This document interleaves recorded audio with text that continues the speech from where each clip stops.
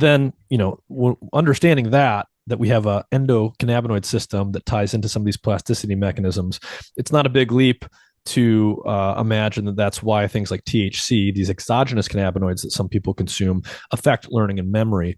Yep. On the addiction question, in terms of how exogenous cannabinoids like THC work, are they tapping into the dopamine reward circuitry, and what is their addiction liability? Because you see the full spectrum of opinions out there about Yeah. marijuana. I, I think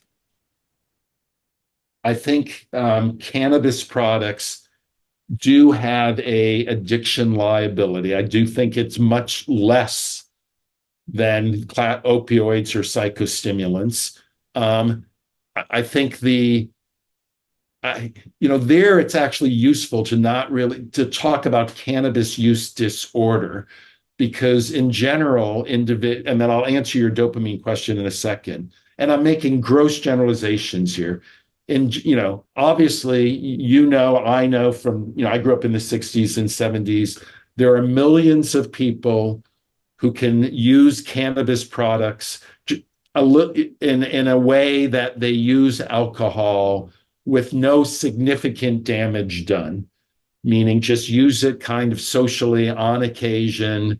And it's really not doing any disruptive things to their life. There's also certainly the case that a percentage of cannabis users do develop a cannabis use disorder. And whether that's 5% of users or 15% of users, I am not sure, but it's not zero. It's a little bit different in the sense that usually these individuals kind of develop, for lack of a better term, an amotivational syndrome, where they're not motivated to work as hard. They develop some cognitive issues, some learning and memory issues. They're in general, and it's interesting, and it has to do with the other actions of the drugs. They're not craving the drug quite to the same degree, in the sense that you don't often hear about people